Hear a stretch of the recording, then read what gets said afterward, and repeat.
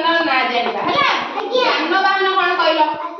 ଆମେ ଯାହା ସାହାଯ୍ୟରେ ଆମେ କିଛି ନବା ଆଣିବା କରନ୍ତି, ଆମେ ଯିବା ଆସିବା କରନ୍ତି, ସେଇଗୁଡା ସବୁ ଯାନବାହନ କୁହନ୍ତି। କଣ କଣ ଯାନବାହନ ଜାଣିଛ କହିଲ? ସାଇକେଲ ସବୁ ଚଲାଉଛ ନା? ଆଉ କଣ କଣ ତମ ବାପାଙ୍କର କଣ ଅଛି? କି ଗାଡି? ବାଇକ୍ ଅଛି। ଆଉ କାର ଅଛି କି? କାର ଅଛି।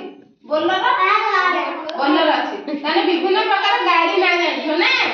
ଆଚ୍ଛା ଦେଖିଲ ଏଇଟା କି ଗାଡି? ଆଗରୁ ତମେ ଦେଖିଛ? ଗାଡି ତମେ ଦେଖିଛ? ଆଚ୍ଛା ଏଇଟା ଦେଖିଲ କି ଗାଡି? ସେଇଟା ଗୋଟେ ଟ୍ରକ୍ ଗାଡି। ଆଉ ଏଇଟା ଦେଖିଲ କି ଗାଡି? ସବୁ ତାହେଲେ ଜାଣିଛ ନୁହଁ କି? ଏଇଟା କି ଗାଡି?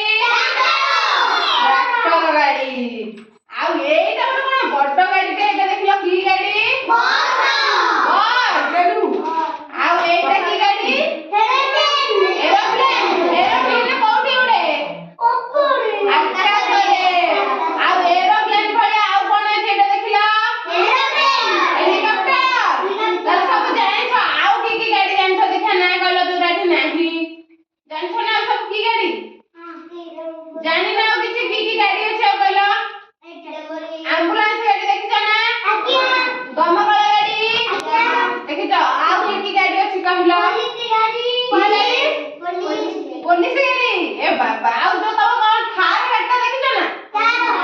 ଥାର। ଶୁଭମ ଜାଣିଛି ଥାର ଗାଡି କଣ ଜାଣିଛ? ଆଉ କି ଗାଡି ଅଛି?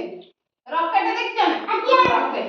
ଆଚ୍ଛା ଏରା ତ ସବୁ ଆକାଶରେ ଉଡୁଛି ଆଉ ରାସ୍ତାରେ ଯାଉଛି। ଆଉ ଯୋଉଟା ପାଣିରେ ସବୁ ଚାଲୁଛି ଜାଣିଛ? ଡଙ୍ଗା। ଆଉ ପାଣିରେ କଣ ଯାଏ? ବୋଟ। ଆଉ ପାଣି ଜାହାଜ ଦେଖିନ? ଶିପ୍। ପାଣି ଜାହାଜ ଦେଖିଛ ନା? ଦେଖିଛ? ତାହେଲେ ପାଣିରେ ଯାଉଛି କିଛି, ସେଗୁଡା ହେଲା ପାଣି ଜାହାଜ। ଆଉ ଆକାଶରେ ଯୋଉଟା ଉଡୁଛି ସେଗୁଡା ହେଲା ଉଡାଜାହାଜ। ଆଉ ଏଇ ଗାଡି ସବୁ ଆମର ରାସ୍ତାରେ ଯାଉଛି ନୁହଁ କି? ଆଉ ସୁନୁ ଗାଡି କୋଉଟା କୁହନ୍ତି ଜାଣିଛ ନା? ଜାଣିଲ ସୁନୁ ଗାଡି କୋଉଟାକୁ? ସାଇକେଲ କୁ ସୁନୁ ଗାଡି କୁହନ୍ତି। ଜାଣିନ? ସମସ୍ତଙ୍କର ସାଇକେଲ ଅଛି ନା? ଦେଖିଛ ତାହେଲେ ସବୁ ନା?